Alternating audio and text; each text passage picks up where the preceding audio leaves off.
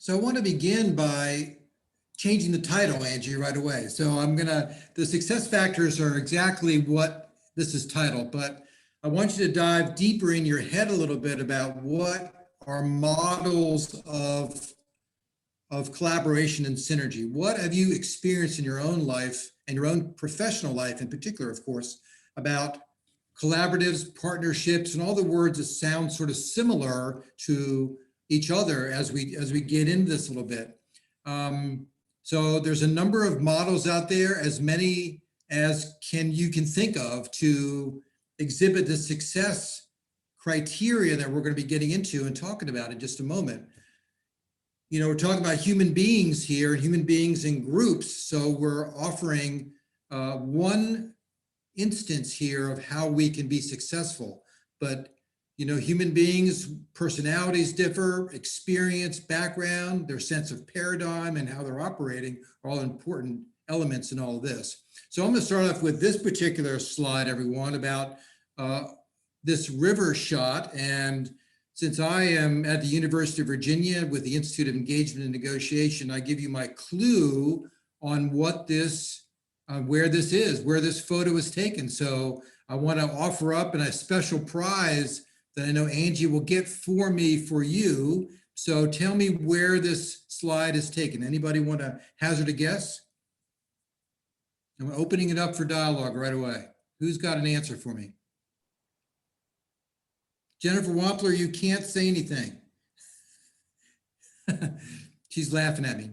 All right, I'll give you a clue. This is in Central Virginia, and this is the Rivanna River at Broken Island. Broken Island is a place in the Rivanna that a complete 180-degree turn by the river. And it's noted for its recreational location and habitat, and a lot of kayaking and canoeing occurs there. But it feeds the more important James River in about 15 miles downriver, maybe from here at the little town of Columbia, Virginia. So this is the Rivanna River, and appreciate how close it is to me right now. It's down the street and around the corner and up the way a little bit. So I visit this place frequently and enjoy it very much.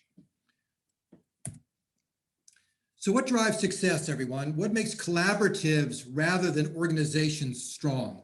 So if we think about the relationships we have with our partners and our various entities we operate with, we all operate in the varying levels of scope and scale regarding collaborative work. And everyone knows that we don't get anything done by ourselves. We always are working in group settings and groups. They may be informal, they may be formal, but they all operate on this scale of complexity and design. And we've got to think like that if we're going to think about complicated relationships with other groups, organizations, and partners to get good river conservation work done. It's imperative we think like this.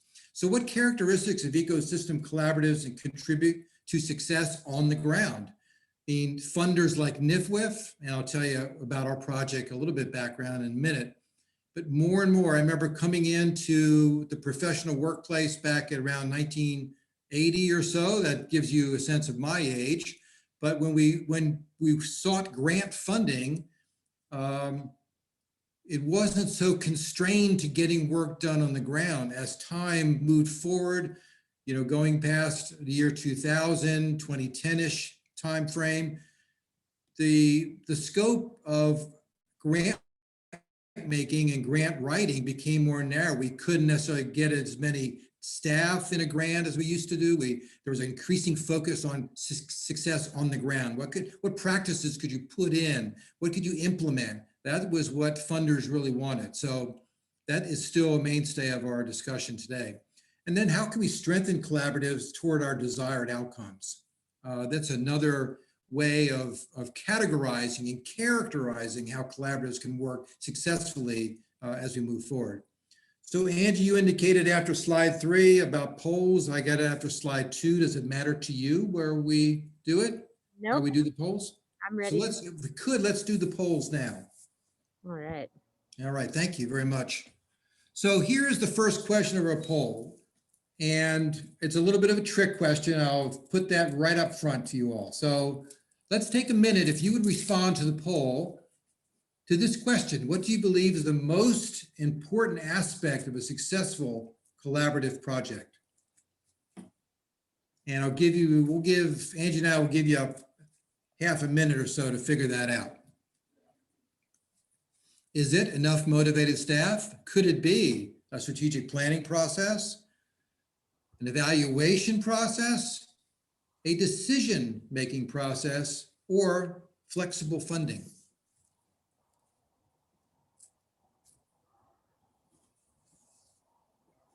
So Angie, I don't know if you can show some of the results and so forth. Is that something you're going to do?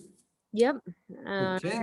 Give everyone like 3 more seconds here to get their Thank you. votes in. All right, now I'm going to share. All right, let's see what you've got in your heads about this. So we do have a range of answers. Of course, the trick part of this was that all of these are important, right? That's the tricky part. So you have decided, the participants in this session, that an organizational strategic plan is the most important aspect of a successful collaborative. Being a strategic planning guy myself, as Jennifer knows, I would concur with your response. But you've got to remember that it's really dependent. Your collaborative you're working in for your conservation work and your river work is dependent on all the other partners and where you're at in the process of evolution, so to speak, of maturing your collaborative. So I really like this answer. I'm surprised at the flexible funding answer a little bit. I thought that'd gain a little bit more percentage points than that. We often complain, oh, we don't have enough money, we don't have this or that, we can't buy enough things, we don't have the resources, I can't hire a staff person. But maybe that's becoming a little less important than it used to be. All right, Angie, thank you so much for that information. That's interesting. What about we have one more poll, I think, do we not? That was the only Oh, one. that was the only one. Okay, thank you. I thought we had two for a moment. Okay, so let's talk about our project a little bit before we move on to the next slide.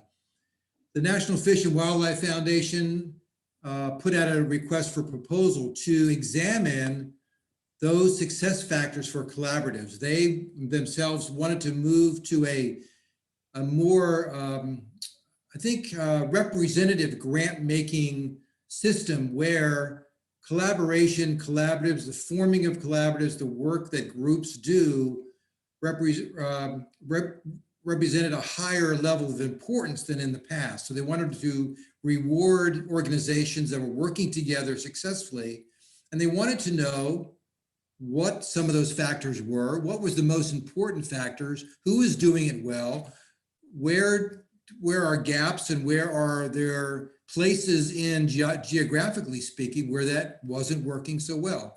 So we were successful at the University of Virginia, the Institute of Engagement and Negotiation that I mentioned earlier, to being awarded that project. And that was back in, seems like pre-pandemic, seems like, the Ice Age or something like that. But I believe it was in 2019, we worked for a full year to bring that project forward. And we'll get into it now a little bit more distinctly. Oh. Let me get you out of the way. So our premise is how we build on success. Knowing the best metrics to leverage and track, funders can deploy specific strategies that strengthen collaboratives, growing capacity to accelerate on-the-ground outcomes. So the idea that we're going to build on-the-ground success hasn't gone away. They're just fine-tuning funders, including NIFWF, fine-tuning the way that they award grants and award money to get organizations working better together and strengthening the way that practices are put on the ground. So that's how that was described to us, and that's where we were working and how we were working on this situation. So there's a number of success factors, of course, it's titled that way, that ecosystem collaboratives have relied on, so to speak, through the years. And of course, it's, as I said, maturing and evolving through time and gaining more complex, but we wanted to illustrate and show how those success factors were playing off of each other a little bit as well. So we decided on this path of that you see in these circles inside this funnel. We wanted to do a literature review, extensive literature review, which you'll see in a moment, interviews with experts. That's another track we wanted to obtain information from people who we believed and we heard from were doing this successfully. We wanted to hold a workshop with Chesapeake Bay leaders. You know, the Chesapeake Bay, for those who are not in the Bay watershed, if you're in this watershed, you know about it. If you're out of it, you know that it's a national model for collaborative work and has been since the late 1970s. So we wanted to have this workshop with Bay leaders to show some draft materials we were working on, get feedback, and interview them as well. And lastly, we did an electronic survey of collaboratives and obtained some fine-tuned information on how these things are working.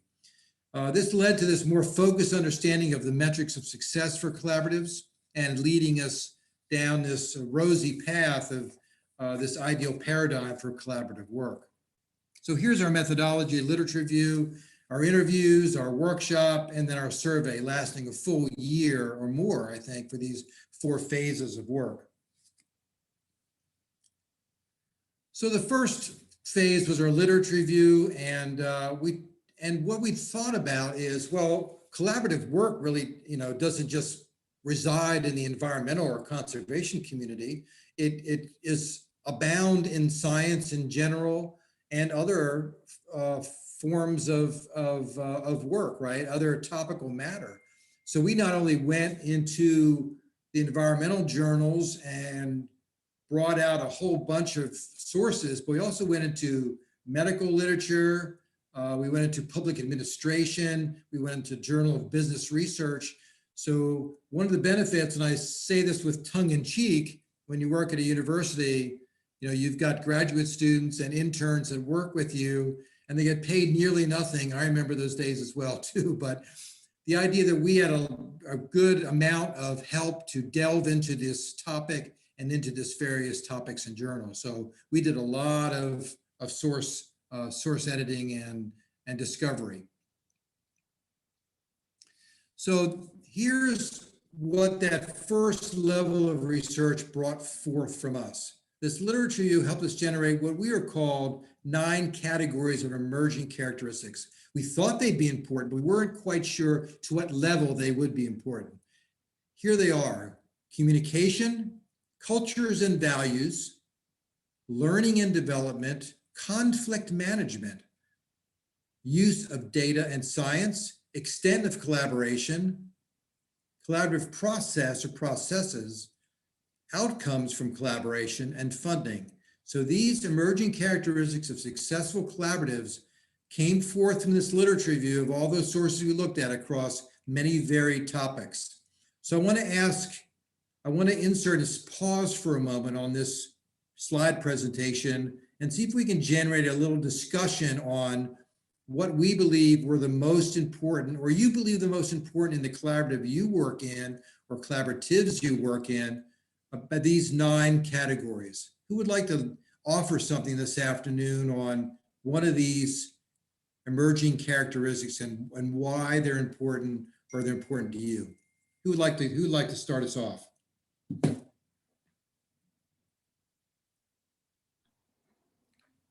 You can Anyone? feel free to unmute yourself. Please, we'd love to hear from you. I'll offer, I think communication might be one of the more important ones. Well, Dr. Vanish, that's very good comment by you. Thank you, sir, very much by that. In what context would communication in your mind be important?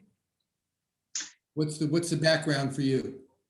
Oh, well, I'm thinking about networks that I'm involved in, which are scattered, sort of across the country. And so communication becomes really important on both kind of moving the group forward, making sure everybody's, everybody has an opportunity to chime in on what we're doing.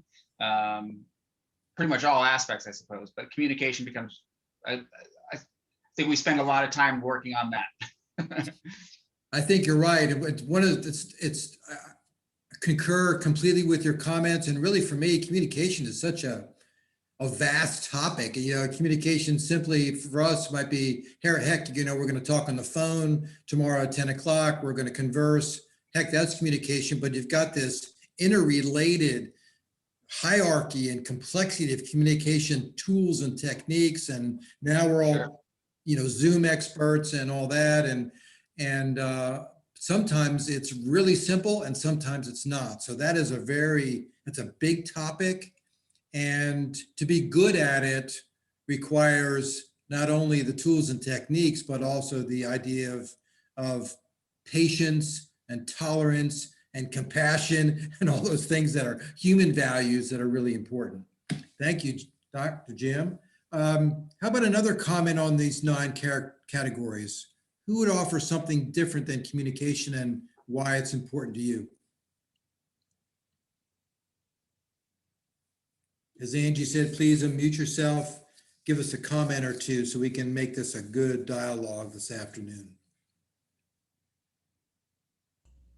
I'll chime in. This is Helen Clow with. Hey, Helen, good afternoon. Nice to meet you over Zoom. Yep, sorry I didn't turn on my camera, but Okay. I think, and it's actually kind of a subset of communication, but it's the conflict management, having a way to manage it, deal with it, keeping things above board and in a professional capacity, but being really aware of it. And, you know, because I think that's where a lot of things fall apart if you aren't successful in dealing with conflict. And I would agree with you. In every successful collaborative, you know, you automatically think that, oh, it's successful. I think of many here in Virginia, such as the Elizabeth River Project with Marjorie Mayfield Jackson, or up in Pennsylvania, the Lancaster, you know, initiative, or, you know, in New York, there's some too. But the idea that you're never ever going to have a conflictual situation in any group arrangement, right? Any group process is just not, you know, it's just not true. They're always going to happen. So Helen, what do you have, like an example or a little case study you'd like to offer on your viewpoint on conflict management? Oh, I And guess just one quick example I could give is I'm from here in Alaska and in a river management context is working on some of the early river management plans here in Western Alaska, where you have, you know, you've got some real cultural values in conflict too, because you're dealing with minority communities of pretty traditional Alaska Natives. You're dealing with guides and their clients from all over the country that want to come in and fish and float these rivers. You're dealing with managers with both at the state and federal and local level with a lot of different viewpoints, and getting those people, it's so tied into the communication, but getting them to stop and listen to each other, yes, understand each other, and find ways to address these conflicting situations on the ground, you know, and in their communications. You know, it was a long haul, but, you know, I think I wouldn't say we made 100% success, but I think we really got somewhere. And I mean, just a little quick personal story is I was, you know, the bureaucrat out there trying to get these, in this case, the local rural residents, Alaska Native people, talking to the river guides. And it was always both of them talking at me and kind of talking over each other. sure. And I went to a meeting and they sat and they talked to each other and I didn't have to say anything. And that was so awesome because they were finally, you know, hearing each other and listening and being respectful. And it was just like, it was magic, you know, and I take almost no credit for it, but to me, Well, seeing that. Sounds like you facilitated the successful, you know, work. So I take a little bit of credit anyway. Yes, we're working here in Virginia in the lower Chickahominy watershed, and James Vonish knows this, east of Richmond, but west of Williamsburg. For those east of the Mississippi know that area, that's got 3 tribes in it too, Helen. And there's a lot of history there that has been heretofore sort of discounted, and you know, there's a lot of development going on, and it's just a lot of conflict there as well. So That's a great example, and I really appreciate you downloading that a little bit for us this afternoon. So let's move on now. You've got a sense of these 9 characters, 9 emerging characteristics. We'll be fine-tuning this list here in the next little while. So let's move forward. As I mentioned, phase 2 is interviews with national experts, and we obtain these names from not only NIFWIF staff, but other not-for-profits in and around the Bay watershed, because this research was primarily focused for Bay watershed work, which is, you know, for those who know, it's a pretty big deal money-wise and effort-wise. So here are your listing of the national experts, the 8 experts we interviewed. And we're talking about a serious interview of several hours in length, right? So we had a whole range of questions for these people, and the questions and the responses should be on the NIFWIF website still, if you want to see what they did. If you don't find that anymore, please let me know and we can provide some of that background information for you. So we did go up and down the Bay watershed and up and around a little bit, but we did primarily want to stick to Eastern United States a little bit. So those are the people we interviewed. And here's what those interviews told us. Now remember our 9 emerging characteristics. It really focused those 9 characteristics in what we called 4 factors of success. So these are general buckets of information, right? So motivation was 1, capacity is another. So effective process was the 3rd. And then surprise to many, and not necessarily to us in a sense, because we knew this was an important piece, but the evaluation piece is a critical element in the long-term success of collaborative work.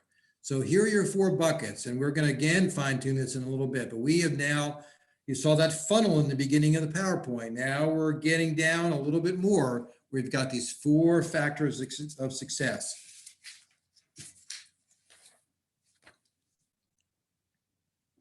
So we had our workshop with Bay leadership, and we wanted to see what they thought of our 9 characteristics in 4 buckets.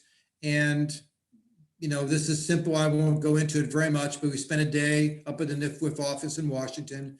We brought forth our research source material, our literature review, our interview material. And what really transpired for them is we started with the characteristics, then the buckets, and asked them to think about what constituted the information inside those 4 categories. Remember, motivation, capacity, effective process, and evaluation. We got some responses, and I'll let you in just a few minutes on what they said. Lastly, we brought forth, and they thought it was important too at that workshop, to conduct an online survey to get a wide net around how these factors, eventual factors for success, came forward. So we did do a Qualtrics survey, and we sent it to about 80 or 90 people, and we got 41 responses. So we got just under 50% response rate. And we did actually ask them to then send it to 2 colleagues. So there was quite a bit of outreach done, and it really led us to some great information that came forth from all these pots of information now. So out of these 4 buckets, there came information of what were true success factors. They ranked the metric categories in order of importance for collaborative success. I'll move my thing out of the way again. So here is some information. So here are the sort of the final definitions and parts of recommendations that came forth. So here are your 4 factors: motivation, capacity, process, and evaluation. So they're defined as follows. Motivation is defined as factors that inspire and sustain engagement. Sustain and inspire. Capacity is empower collaboratives. What gives them the strength to keep going and to move forward and have great on-the-ground success? There's process. Those factors that facilitate collaboration. That's a process-based definition. And one's going to think, oh my gosh, I'm tired of process. Let me get out and get my hands dirty. But process is an important part, and we'll discover what parts of processes are most important. And lastly, evaluation. What are those factors that advance effectiveness and impact over time? So let's get into the specifics now a little bit. What is in the motivation bucket? What is those 5 things, 5 items that are in the motivation bucket that promotes collaborative work and better on the ground success? Having a mission and vision, or vision and mission if you want to go hierarchical about it. So the collaborative has worked together enough that they can articulate a vision and mission. So the vision is your desired future condition. You pick a time frame, you can pick it 5 years, 10 years, 20 years, and you're able to build consensus around both the vision and mission. So your vision is desired future condition. Mission is your 1-sentence business of your organization or your collaborative. So those are 2 important points of reference. Your true north. How do you move forward if you can't agree on where you want to go and what you're going to do to get there? Relationship. The collaborative prioritizes building strong relationships among members and stakeholders. So we don't want to really deal, let me just back up. So much of the work we do in our conservation world, right, can be project-based work. Or we all the organizations involved, they want to see a riparian forest buffer put in at this location. And they all agree that's a good idea to do. But that's a one-off. That's a simple project that we all can gather on a couple days in the afternoon and get done, right, with volunteers.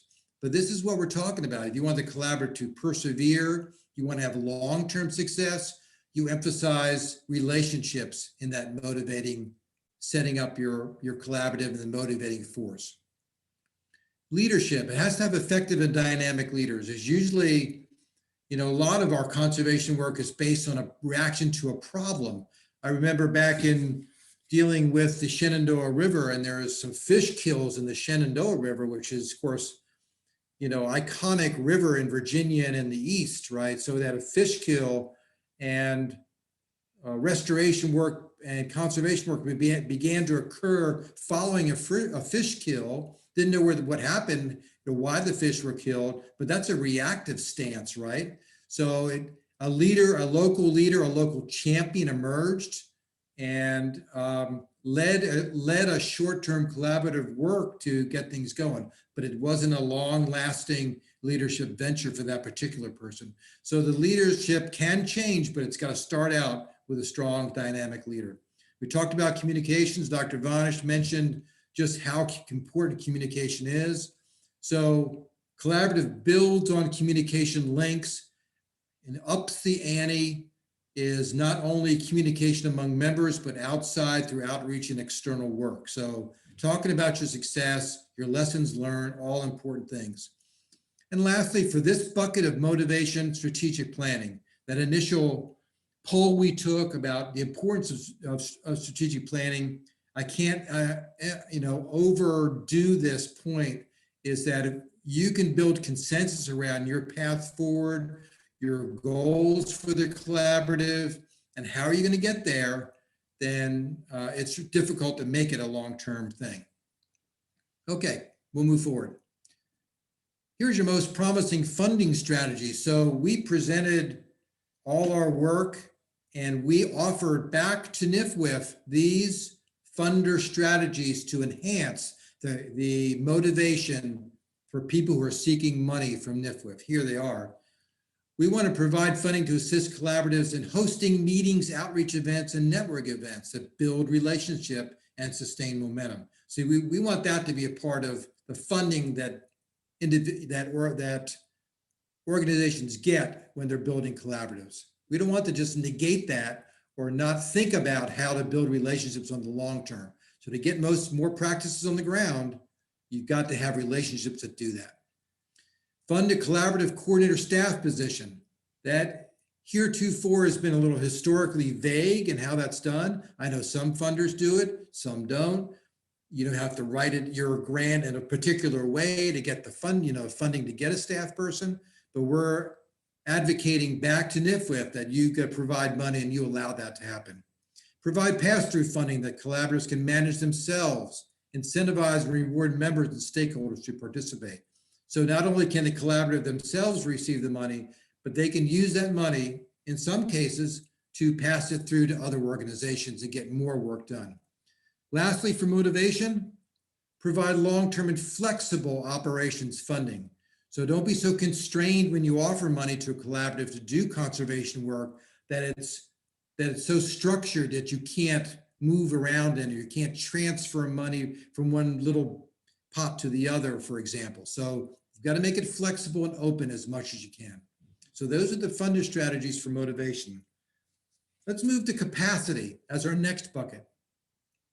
So here's the top metrics that came forth from our research on capacity. We talked a little bit about staff too, but one thing that we believe as we work through all this information through this whole year is a collaborative should have at least eventually one paid staff position. You may not start out that way. You may start out, oh, it's an idea that a bunch of people have gotten together. I remember I mentioned the Elizabeth River Project, the famous story of Marjorie Mayfield Jackson around her kitchen table forming that organization. They didn't have a staff position. That was a voluntary thing. Of course, they're built up now over the long term. That's not a collaborative per se, but that's an organizational story that just wanted to share. So, but we believe the capacity eventually to make it long term, to build those practices on the ground, you've got to have a paid staff position. You've got to have resources, operating resources to support coordination and all the things that relate to capacity, meetings, communications, fundraising. You've got to be able to have operating resources around capacity. Should be some sort of technical staff available to the collaborative as well. It doesn't have to be within one organization or the other, but if they're able to be transparent, share resources, share work in a collaborative sense, then the technical staff should be able to be located in one or more of the organizations, and they can be utilized for project work across the whole collaborative. The collaborative should never just rely on one funding source. A diversified strategy is important. Many of you know this already. You may start out very simple with one funder, but you've got to move fairly quickly into diverse funding streams and pathways in order to achieve that long-term success and sustainability. So let's talk about what the funders, we told the funders they need to think about. Yes, fund a staff position. Make that a part of your award. Now you can have different types of, NIFWIF, National Fish and Wildlife Foundation, has different sets and types of grants that they do, and one or more of those has different ideas around funding staff, but the idea is you should be as open about this as possible and be able to fund a staff position. The idea of capacity is all about keeping the staff you have as well. So professional development is an important part of all that is learning for staff of organizations that participate in collaboratives. So learning how to be leaders, learning technical tools to advance your work, all are important parts of professional development. We mentioned flexible operations funding. That is a part and continues to be a part of capacity, as well as motivation in the earlier slide. And lastly, have a learning base for capacity. Provide sort of innovation funding, have a pilot study or do a little offshoot of a particular project to see if it can catch solid ground and move forward. Don't be afraid to test some of those new ideas. And people are very innovative within not-for-profit organizations. When they're working together, that innovation is at a very high level. I'll pause here for those first two buckets and see if there's any questions or comments, Angie, coming from our chat box or anywhere else. I Anybody don't. want to ask any questions or tell a story?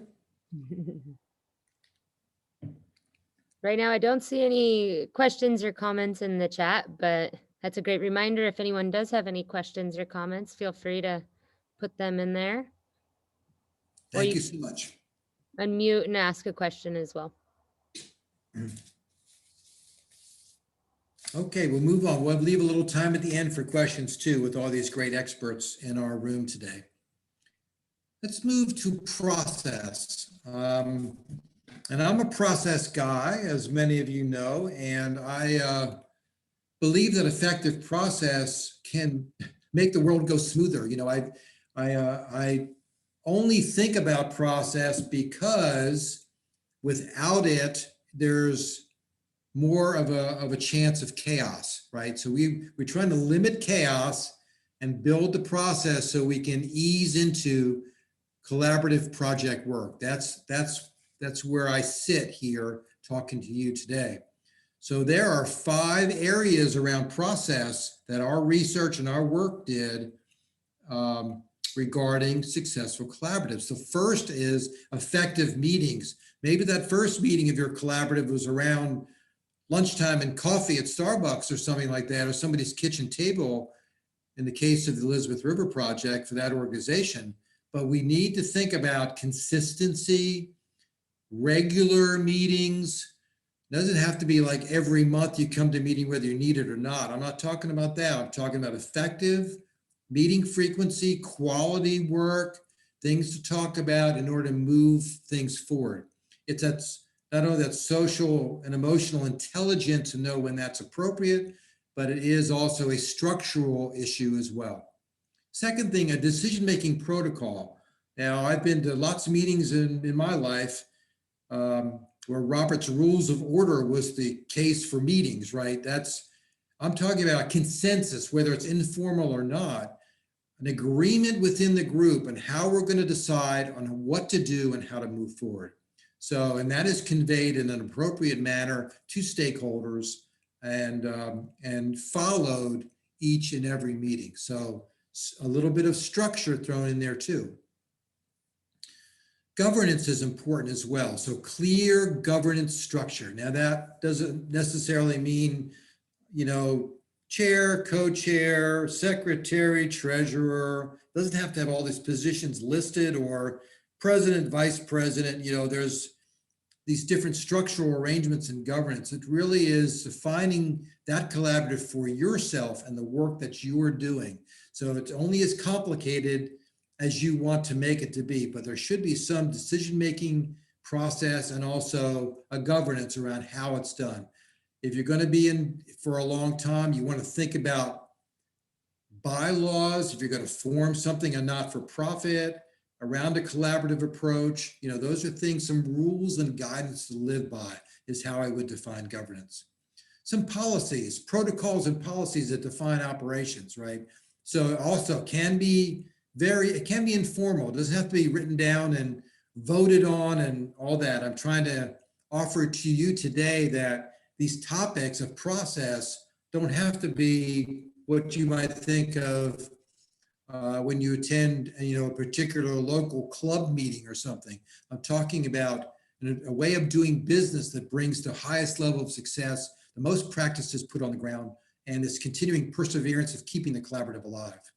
And lastly, and maybe this is more when the collaborative can be a few years down the road, but you want to think about a communications plan, some way to externalize your work so you can not only think about different funding strategies and diverse paths there, but also that you're able to tell the local community how you're operating and how you're building success. I did see a question come in from James Vanish asking, has NIFWIF implemented these recommendations, and do they have a funding program for ecosystem collaboratives? I don't, yes, they have implemented not all parts of this, but they have changed the way they've done their business. In fact, they were working on their own changes while we were doing coming to the end of our work too, James. So yes, they have instituted changes in the way they do their business. I'm not sure they've adopted 100% of all the things we recommended back to them. So I think the funding is still basically, there's the stewardship fund. If somebody from NIFWIF or recently got a grant wants to chime in, please do. There are 2 different pots of NIFWIF funding that I'm aware of. And I don't think that they're funding collaboratives per se, James. I think they, in the sense, I don't know if I interpreted your question correctly, but they are they are favoring, in my mind, work that's done by collaboratives to bring the most on the ground success. If it makes any sense. Okay. Anything else, Angie, that you see? Not right now. Okay, great. So here are some of the things we talked back to NIFWIF around what could be funder strategies for effective process. So the sharing of recommendations, what the funders could provide to collaboratives. The funders could provide a series of best practices documents, is how I would explain it. Share recommendations, they share tools and case studies, replicable models. Not that everybody's going to do the same thing, but they can share back and share with the people they fund in order to help them to achieve the kind of collaborative they will want as a funder. They want to provide as much information back. Sometimes it's, you get some money from a particular organization or a foundation, and it's crickets till you hear back from them or you do your annual report. So we're advocating for a transparent, frequent discussion back and forth between the funder and the awardee. That's what we're talking about. Also about a process for funders is they want to provide funding for collaboratives to, for consultants and facilitators to assist in building that collaborative organization up. If you want to do strategic planning, many people are skilled at that. Doesn't have to be a consultant per se, but if you need some expert and your collaborative is going to really yield fantastic results from that particular person helping you, then that funding should be there, flexible enough to utilize those people out there. Also, funding and providing trainings for collaborative leaders and staff to gain key organization and process skills. So not only for the collaborative themselves to be trained, but also the funder themselves can sponsor training for all the people that they've awarded money to. So it doesn't have to be just a singular one-on-one. It can be group training processes for all the people, all the collaboratives and organizations that they're funding. Assist with strategic planning. We talked a little bit about that already. That funding process, the funding that comes from the funders should allow for strategic planning processes too, by funding retreats and other items regarding planning elements. And also that the grant application process should include an evidence of strategic and operational planning in that. So sometimes, I guess in my own past and seeking grants out, you didn't provide a lot of strategic planning. That was not a part of your grant application. But we were saying back to NIFWIF and other funders, make that a part of what you fund. Make them talk, make your grantee talk about how they're going to achieve that, and then provide some money to get that done. We did have a question come in from. Okay, thanks, Angie. Yeah, she was asking, is there a best practice or litmus test for developing collaborative/government structure? For example, when they should form as a nonprofit versus not? There's a lot of information out there about that, and I'm afraid my answer will be really vague in general, like a good academic would be, right, Dr. Bonish? I would think that it's really site-specific or customized, right? It really depends on where you're at as a collaborative group or a group of partners who want to work together.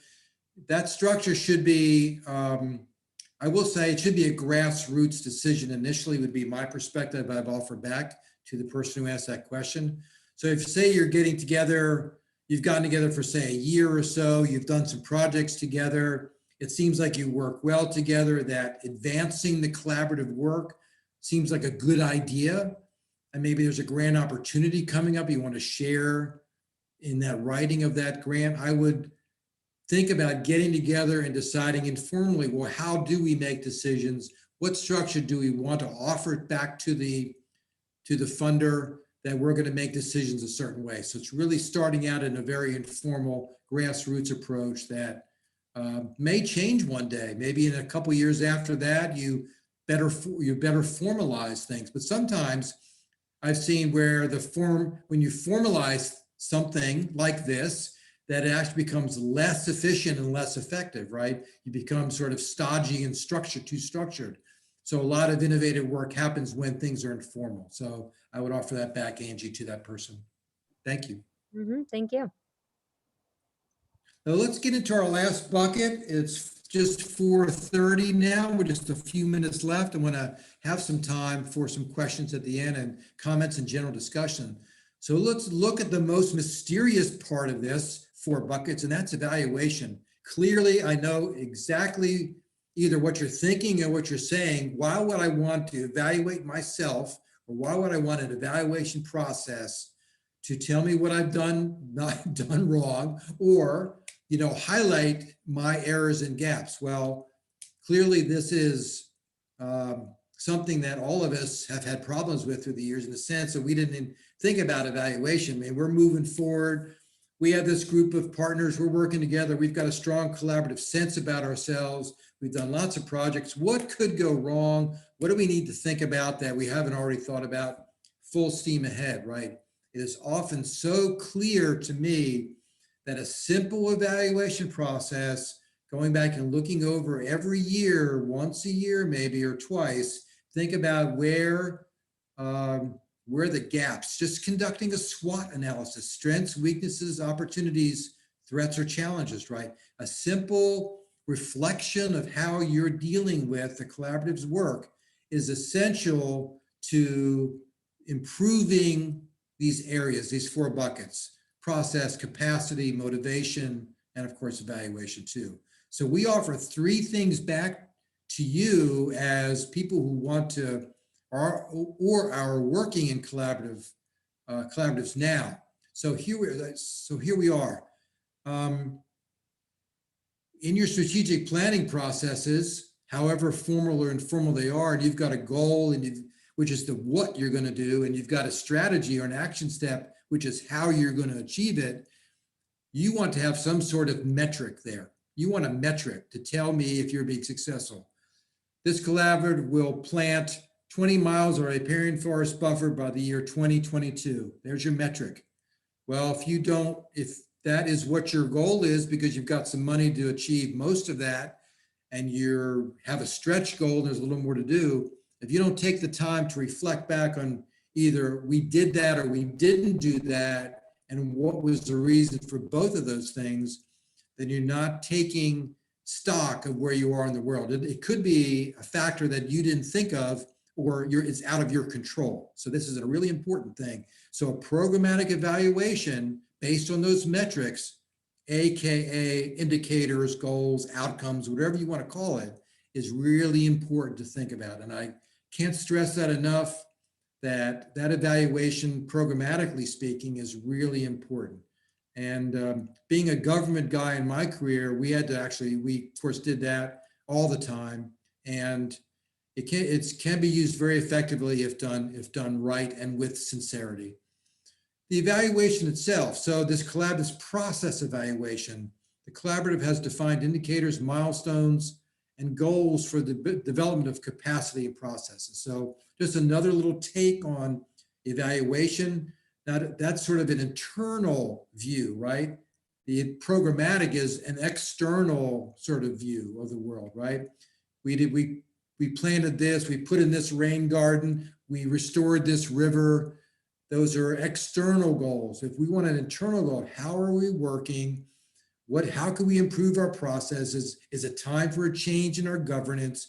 Those are questions you need to ask if you truly want to advance the collaborative on the ground work. Lastly, a plan. So I'm a planning guy, right? I've talked about this. I'm a process person. So if it ain't written down and it's stored in somebody's filing cabinet or on somebody's, old school or in somebody's computer and it's brought back up, you want to write down how you think you're going to do this. How are you going to evaluate both programmatic and process metrics? You really want to think about when you're going to do it, how it's done, how do you do it? You could do with a survey to stakeholders. That's one way to evaluate yourself. How are you doing to the people that you're serving? I work with the Rivanna Conservation Alliance here. I'm on the board, and we do an annual survey of our stakeholders. We don't get a lot of great answers all the time, but we do get a measure and a picture in our mind of how we're viewed as a local environmental not-for-profit. So that kind of process planning is really important how you do that. So here's what we told back to funders. Provide some training for leaders and staff to learn how to evaluate themselves. Present a series of topics and elements and how you do evaluation. So part of the problem historically has been, well, we don't do evaluation, right? We just do work. So give us money to do work. Well, yes, but we've got to do better. We've got to have a self-improvement process. So have some money in an award that able to send your staff, your leader, somebody in the organization designated for evaluation to learn how to do it. So that's the first step. The second thing is lots of self-help guides out there, and you can the wonderful world of the internet will provide you templates and so forth for evaluation. That can give you a head start. Be careful of that only in the sense of lots of generalized approaches are presented or very specific things that may relate to what you're doing, but not exactly. So anything you sort of glean off and are made aware of, just make sure you take a good hard look at what you've done and then revamp it and revise it for your own use. Excuse me. And this is also what the very last thing is, this is what we told our funders is there should be a plan in your award. And people are probably groaning now, like, oh, I've got to write how I'm going to evaluate ourselves before I even get the money. I think that's what we're saying, but I'm also saying that it doesn't have to be overly formalized again or complex. I think some information about, hey, I'm thinking about evaluation. I care about you giving me money to get work done. And I want to make sure that after a period of time, every so often, I'm going to think about how that work is being done and how I can better not only the work, but our internal organization of the collaborative getting the work done. So I'm going to stop for questions and comments, Angie, in a moment, but I just want to point out the three folks who worked on this through all of 2019, well into 2020, but pre-pandemic. Tanya Dank-LaCobb, our director, Dr. Christina Weaver, and myself worked on the interviews and survey situation. So thanks you. So questions, feedback, let's have our for time remaining. I've got about 5 minutes, Angie, that I want to bring up any questions or comments or any ideas and concepts that people have right now. So let's open it up to any comments.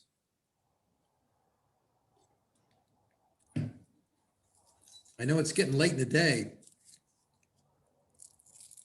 And again, you can post any comments or questions in the chat, but you can also unmute and ask them yourself. And I've stopped sharing so we can see folks, and I'd be interested if there are also any case study, 25 words or less, kind of a case study that you felt was successful, and why do you think it was? That's very important. There are many, many examples of great work going on out there, and it'd be great to hear some. Mike, this is Jennifer. I just wanted to thank you because I think a lot of the things that you have been stressing to funders are things that people haven't paid for in the past, like a staff Yes. position, and it's so important. Thank you. Oh, well, that's kind. Yeah, I think it's critical. There's lots of, great collaborative work going on by volunteer groups with no paid staff, and everybody someone takes the lead and they go for a while, but eventually we need someone to really take the reins to move things forward. So thanks, Jennifer. Other comments today about a success story you want to share? If you don't have a question? I see Miss Hazler out there. Thank you very much for coming. Know her. Mike, I've got a question if nobody else has got one. So you highlighted the importance of the permanent staff person for sort of longevity of success. Yes. And I imagine that, for a lot of, ecosystem collaborative groups that are getting off the ground, they may often start on sort of a volunteer basis, with that sort of enthusiasm and passion for, a cause that they see, identify with. But for these kinds of sort of conservation-based projects, when in your studies, what did you see as successful ways to transition to that staff position? Is it always just kind of like the next NIFWIF or whatever grant, or did you see some clever strategies to sort of move in a more diversified way? You mentioned, the importance of being diversified. What are some ways that you saw that people did that successfully? Certainly, I have one good example for you, James, and that's where adjacent collaboratives work together to sort of merge organizations. That's kind of a funky word to use, but like, for example, I'm trying to think of one here in the Rivanna watershed. We had a Rivanna Conservation Society, and then we had a Stream Watch organization. They had this very adjacent overlapping geographies. One it didn't have any real formal leadership and a staff person, and one group did. So what we found was successful. We actually merged those organizations. Both were 501c3 not-for-profits. So the director or staff position, the one took over the role of the work in the other, and the two boards merged and so forth. So getting, a quick answer back to you is that agreement on consensus that two organizations can become one. I've seen that happen a number of times. It's sort of an innovative approach, and many funders love that because it consolidates work and you can be more efficient and, la-di-da about that. So that's one way I do it. Let me see, I guess that it becomes sort of a, grassroots kind of approach and decision, James. I mentioned this a little while ago, but I think there comes a time when people have been volunteering for so long, finally look at each other and say, well, I can't do this anymore. Let's hire somebody. And everybody's going to say, okay, let's hire somebody. Where do we find the money? Because sometimes it's a government sponsored thing for a little while, and then, moves to a foundation. So there's this flexing around of funding strategies that could occur, but most of the time it's a grassroots decision. So that's what I got for you right now. Thank you. Angie, it's past, I don't know, do you have time for one more? Does anybody else have anything else they want to discuss this afternoon?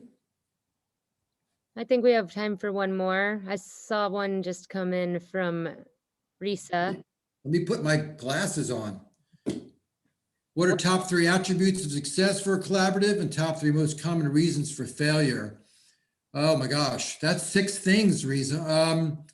I think let's talk about failure first. I think the one of the reasons that I see failure a lot is that they don't have a long-term strategy. That's certainly one thing. It's a one-off project. They want to work together, but they haven't thought through or figured out how they're move to these next steps. So a visioning process, a planning process is certainly one. Lack of diversified funding stream would be another reason for failure. Certainly one funder can hold folks for a couple of years or 3 or 4 years, but after that, they're going to grow weary of you and you of them, right? So you've got to think about different ways to do business. And I think back to Helen's point, the third one I'd give is the inability to handle conflict effectively is certainly one that has caused several groups and collaboratives that I know about to fail as well. Social awareness, emotional intelligence, those things are really important. Quickly, 3 attributes of success: a transparency in the collaborative, a compassion, a willingness to work together, and to put and offer success to your partners rather than taking it on yourself. So lack of ego would be the 3 attributes of success. Thanks, Riza. Well, thank you, everyone. Special thanks to Mike for a wonderful presentation. And just a Thank you. couple of reminders to everyone. That's our last session for today. Tomorrow we'll be starting at 11 a.m. with our welcome and our keynote speech with Ralph Hambrick and Nathan Burrell. Also, we have the silent auction open. That's going to be open until Thursday. So encourage you to go check out some of the items on there. So Thanks, everybody. Have a good rest of the day. I'll be involved tomorrow, and I'll see you all tomorrow. Thank you. thank you. Bye-bye. Thanks, Angie.